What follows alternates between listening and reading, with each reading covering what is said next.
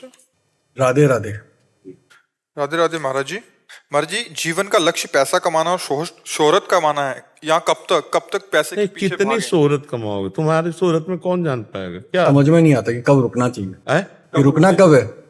ये ऐसा प्रवाह है कि मान लो नदी का प्रवाह तो समुद्र तक है, लेकिन इसका प्रवाह का अंत ही नहीं आ रहा। आप देखो लो, जब से सृष्टि रची गई तब से चले आ रहे हैं। अगर जो धनी मानी पुरुष हैं उनसे बात करके देखो, उनको तृप्ति हो गई क्या? नहीं। हाहाकार उनके भी हृदय मचा, इतनी व्यवस्थाएं हैं, इतना वो भी चिंतित है, नाना प्रकार की भोग वासनाएं उनको भी सता रहे। इसका अंत नहीं है।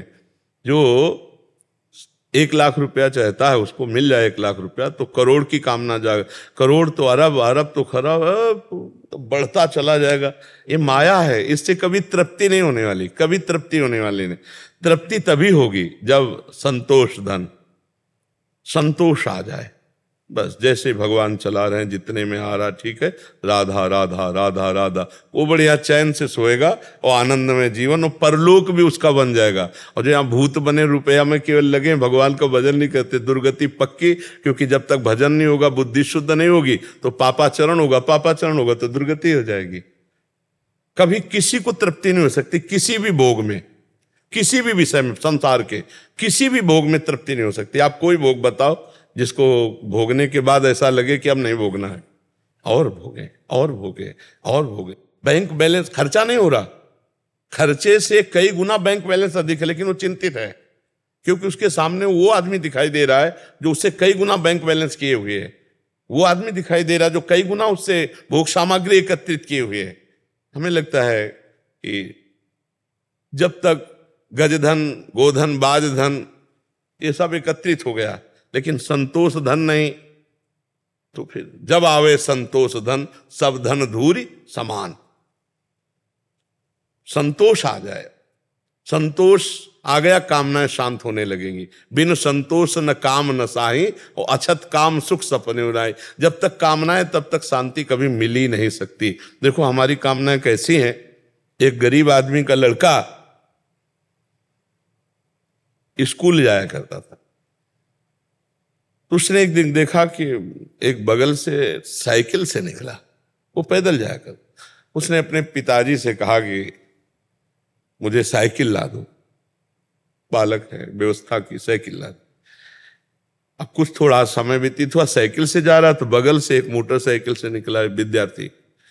उसने देखा साइकिल में बड़ा श्रम करना पड़ता है, इसमें तो बस पिताजी से बहुत हट किया कि मुझको मोटरसाइकिल।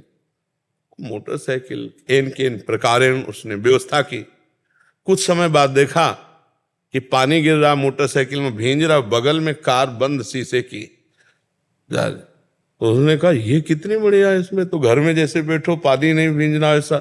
पिताजी से कहते उसका काम देखो, किसान आदमी, कहाँ से तुम्हारी व्यवस्था, पर बहुत बहुत हट किया। उसने खेती आदि बेच करके जैसा भी अपने पुत्र के दुलार के लिए उसने एक कार छोटी सी ले दी। कई दिन व्यतीत हुए, कार में जा रहा था, जाम में फंसी हुई थी।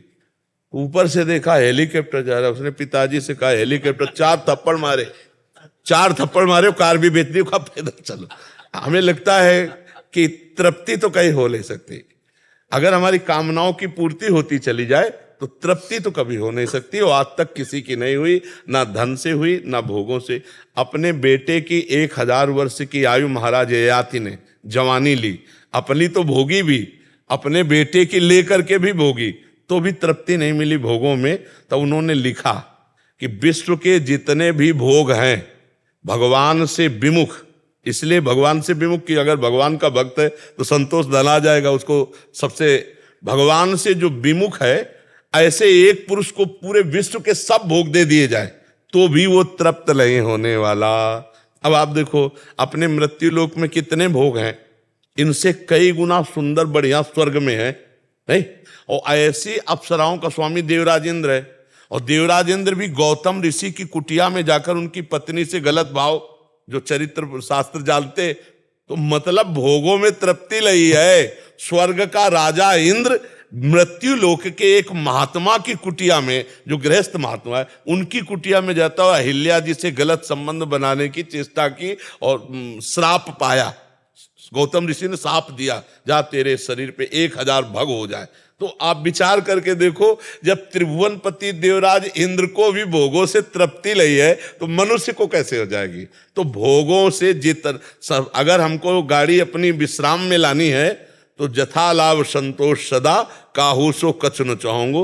हे प्रभु, जैसी परिस्थिति रही उसी में राजी है। राधा राधा राधा राधा राधा, जो नमक रोटी मिले खाओ, मेहनत करो, परिवार का पोषण करो, ऊपर की तरफ मत देखो कि वो ऐसी बिल्डिंग हो जाए, वो ऐसी कार हो जाए, वो ऐसी व्यवस्था हो जाए, फिर तो जिंदगी बर्बाद है, इसी में लगे रहो। और जब तुम वो ऐसी कर लोगे ना तो तुम्हें और ऊंचा दिखाई देगा, और ऊंचे वाले मिलेंगे। आदमी परेशान इसी में है। बगल से निकला कपड़ा अपना देखा, उसका जल गया कि यार इसका तो बहुत जोर का कपड़ा है। अगर हम संतोष करने लगे, यार भगवान ने हमें जो दिया हमारे भाग्य के अनुसार बहुत दिया है, और राधा राधा राधा तो आप आनंद आने लगे। लेकिन वो दूसरों को देख देख करके जलता है, परेशान होता है, कभी तृप्ति किसी को नहीं है। मतलब बहुत विचित्र भगवान की माया है। तुम जिसे देख रहे हो कि अगर ये मिल जाए तो मैं सुखी हो जाऊं, उसको कोई भोग रहा है और वो तीसरे को देख रहा है। जिसको तुम देख रहे हो वो उसको नहीं देख रहा, वो तीसरे को देख रहा कि अगर ये मिल जाए तो मैं तृप्त हो, और वो किसी और। यही तो भर्तरी जी ने देख करके संसार से वैराग्य ले लिया है। सब धोखे का नौटंकी नाटक। मैं चक्रवर्ती सम्राट, मेरे से पिंगला मतलब संतुष्ट नहीं, और पिंगला चक्रवर्ती सम्राट की रानी, उससे अश्वपाल सुखी नहीं, और अश्वपाल वैश्या से प्रेम है। ये सब नाटक आया का। तो भगवान का आश्रय, भगवान का भजन करने से बुद्धि शुद्ध हो जाएगी और विश्राम मिल जाएगा। माया में तो कभी विश्राम मिलने वाला है ही नहीं। चाहे जितना आप धन कमाओ, धन का अगर दिमाग में बैठ गया तो पापाचरण होने लगता है। बुद्धि अगर संतोष धन स्वीकार कर ले तो सबसे बड़ा धनी। डर लगेगा समाज को, डर लगेगा जिस समय आप धर्म में होगे कि ये कट्टर आदमी है, 10 रुपया भी घूस रहे। अब आप समझो कितनी इज्जत है आपकी। आप भले साइकिल से चलोगे लेकिन आपकी इज्जत कितनी है कि आपका बड़ा अधिकारी जो घूस लेता होगा वो भी आपसे डरेगा कि ये आदमी अपने बस चाहे निलंबित कर दो हमें, हम तुम्हारे तो ये धर्म पूर्वक चलना, संतोष पूर्वक चलना, यही शांति का मार्ग है। और तो मुझे समझ में नहीं आता। और तो बढ़ते चले जाओ, हाँ जितना बढ़ते चले जाओगे माया है उतना ही बड़ा आपको दिखाई देती चली जाएगी। सबसे बढ़िया सुखी हो जो भगवान का आश्रय लेकर एक शब्द याद कर लिया, जथा लाभ संतोष सदा, काहू सो कछु न चाहूंगो। जैसे भगवान हमारे भाग्य के अनुसार दिए, हम सुखी हैं, हम राजी हैं उसी में जिसमें तेरी रजा। वो मस्त है और कोई मस्त नहीं हो तो सब परेशान है। आप हमारी बात समझ रहे हैं? आस्था जी, राधा वल्लभ श्री हरिवंश महाराज जी, आपके चरणों में दंडवत प्रणाम।